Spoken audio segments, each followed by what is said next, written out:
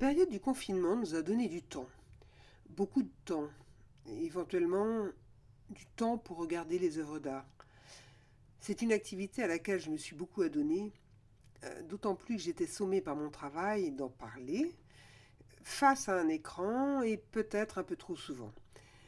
Aujourd'hui donc, en guise de récréation, je m'autorise une petite fantaisie sur un tableau de René Magritte intitulé Le joueur secret de 1927. Alors vous allez comprendre pourquoi. Ce tableau jusqu'ici m'a toujours laissé perplexe et je dois bien reconnaître que je ne savais pas trop quoi en dire. Alors on y voit deux joueurs de baseball identifiables à leur tenue sportive, polo, pantalon blanc, identifiables également à la batte du joueur de gauche, aux gants protecteurs pour la main du second.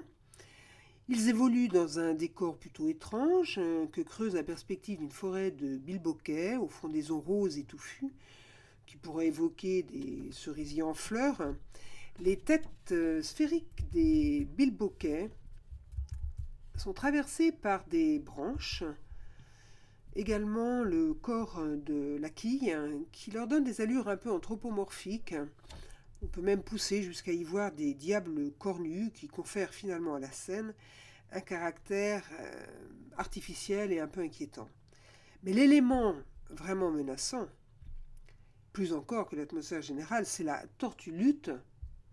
Oui, tortue-lutte, un étrange animal dont j'ignorais jusqu'alors l'existence.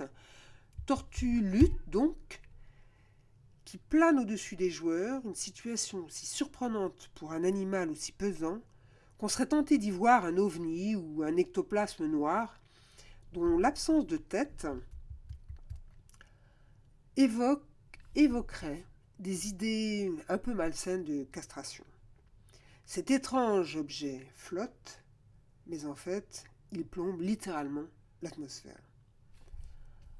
Alors, on est tenté de porter notre attention vers la droite, vers la femme qui émerge curieusement d'un placard, et on est capté tous ensemble par le masque du visage. Personnellement, j'ai l'impression de ne l'avoir jamais vu, ou plutôt de ne l'avoir jamais vu comme ça.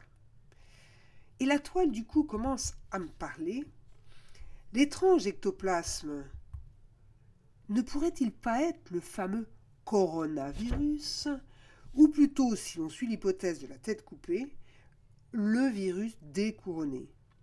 Il serait l'infiniment petit devenu visible, rendu visible par la magie du peintre en un objet non identifiable, sombre et lourd, comme la planète Saturne, énorme et gonflé par la menace qu'il fait peser sur nous, et pourtant flottant, c'est presque apocalyptique.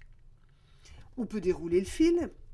Les deux hommes tentent vainement de s'en débarrasser en un jeu complexe et hermétique.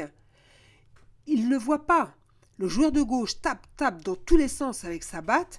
Il va quitter le cadre complètement impuissant. Le joueur central, lui, a peut-être une intuition, celle du danger. Trop tard, il est frappé, il va s'écrouler. Il est terrassé. Et la femme, elle, la femme, protégée, bien à l'abri dans son placard. D'ailleurs, une petite forme d'allégorie de nos espaces de confinement, est complètement figée, contrainte. Elle ferme les yeux. Son bras droit est levé. On dirait qu'elle vient de craquer une allumette. La folle veut-elle mettre le feu à son habitacle? Elle est en distanciation. Sociale, morale. Tout au moins, elle évoque d'autres tableaux de René Magritte, notamment le célèbre tableau des amants, qui, eux, expriment vraiment la difficulté, voire l'impossibilité du contact charnel, sans la médiation d'un tissu protecteur qui se confond ici avec le voile. Pour moi, c'est peut-être maintenant le temps d'une distanciation professionnelle. Je m'explique. La petite fiction de la femme masquée et du virus dans un décor surréaliste est certes très séduisante aujourd'hui, mais c'est une surinterprétation, bien sûr, et plus encore un anachronisme. Nous sommes en 1927 et l'on peut douter que Magritte ait eu des visions anticipatrices un siècle plus tôt. Nous devons abandonner cette hypothèse. Bien dommage, parce que ça collait tellement bien avec ce que nous vivons depuis 2 mois. Mais c'est la preuve qu'il faut se méfier de nos interprétations, tant il est vrai qu'on est toujours tenté de projeter sur un tableau nos obsessions, qu'elles soient personnelles ou liées à un contexte particulier. Néanmoins, cette digression peut nous aider à avancer. Regarder un tableau, c'est aussi prendre en compte une époque, un contexte de création, c'est même rencontrer, surtout, un artiste. Magritte était lié au mouvement surréaliste des années de l'entre-deux-guerres. Et même pour un néophyte, on peut s'accorder à voir dans cette forêt de bilboquet aux excroissantes végétales roses un espace sans queue ni tête, comme dans les rêves. La dimension onirique, la dimension ludique également, était très importante au sein du mouvement surréaliste. Alors on peut y voir une mise en scène de rêve qui emprunterait ses formes au monde du jeu, qu'il soit sportif, le baseball, ou stratégique. Stratégique, justement. Revenons à la curieuse dame masquée, car c'est bien le masque qui nous intéresse ici. Sa tenue est curieuse. Ce que l'on pourrait prendre pour un petit top élégant à la mode d'aujourd'hui est plus probablement en 1927 un sous-vêtement, une combinaison en satin dont la partie basse est engoncée dans une jupette d'une raideur extrême qui affilie la partie inférieure du corps à celui d'un mannequin de bois. Magritte nous a habitués à ces changements d'état corporel, proposant souvent d'étranges fusions entre les règnes humain ou animal, et d'autres fois végétal ou minéral. Mais là, dans le contexte ludique du tableau, et à cause du joueur secret, que le titre que nous ne devons pas perdre de vue, la femme est peut-être un être pion, une pièce du jeu auquel s'adonnent les joueurs de gauche, femme qui aurait été damée par l'un d'entre eux. Les bilboquets figureraient alors toutes les pièces sculptées de ce jeu, où les joueurs sont engagés dans une bataille, à l'issue de laquelle le pion damé aurait été mis à l'écart, à droite. Échec et mat, la dame est hors jeu.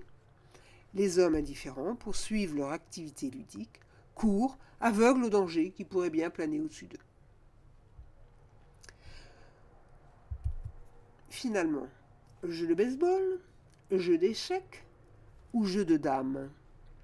Jeu de dames masqué. En 1919, pendant la grippe espagnole, les masques existaient bien sûr, et les modèles ressemblaient à celui de notre femme placardée. Mais le sien, surtout, lui muselle la bouche. Vous voyez que le nez est très largement découvert. Ce bâillon la rend muette. Elle ne peut plus parler. Elle se choséifie, se transforme progressivement depuis sa base en cette sorte de mannequin tout à fait inquiétant. Et à ce stade, je suis sans tenter de dériver vers une seconde interprétation plus biographique. Le père de Magritte était un coureur impénitent, un homme dépensier, violemment anticlérical, alors que sa mère était une catholique fervente. Dépressive, très dépressive, elle s'est malheureusement suicidée par noyade dans la Sambre, c'est une rivière franco-belge, en février 1912. D'ailleurs, Sambre et Chambre, au début, j'avais mal compris. Ça pourrait correspondre à ce que l'on voit sur le tableau. La femme bâillonnée serait alors une image fantôme de la mère, n'ayant trouvé face à un mari coureur, joueur, que la solution muette du suicide. Une expression de désarroi face à une jante masculine indifférente. Les deux hommes du tableau sont comme une figure dédoublée du père, tournant le dos à la mère, abandonnés, isolés, perdus, perclus dans sa douleur. L'ectoplasme, noir, serait à la fois le malheur qui plane au-dessus de la scène, ce jeu cruel et stupide dont l'issue va être fatale, et aussi le signe du destin que le joueur, tout à sa course vaine, ne voit pas. La dame a bel et bien perdu la bataille. Et moi, je me suis peut-être égaré dans la forêt de bilboquet sur les chemins hasardeux d'une psychanalyse de bazar. Justement, Candy René Magritte lui-même? Et cette question est celle que les étudiants me posent le plus souvent. Peut-être aurais-je dû commencer par là. Magritte, contrairement à ses fréquentations surréalistes ultérieures, notamment Salvatore Dali et André Breton, sera toujours opposé, pour ne pas dire résistant, à la psychanalyse. L'art, dit-il, n'a pas besoin d'interprétation, mais de commentaires. L'artiste nous laisse donc entendre que son enfance ne saurait être convoquée pour comprendre ses productions. Seconde aporie pour moi. Alors comment dois-je conclure? Échec et mat définitif pour ma tentative d'éclairer ce tableau, obscur et hermétique? Sans doute pas. Cela fait un quart d'heure que nous regardons ensemble ce tableau. C'est pas mal. Et de mon côté, je n'ai fait que m'immiscer dans le jeu auquel m'invitait le joueur secret. La partie était ardue et j'ai dû déplacer mon regard plusieurs fois, à l'instar des pions qui évoluent sur ce plateau scène. Alors maintenant, à vous de jouer. Et je ferme le rideau.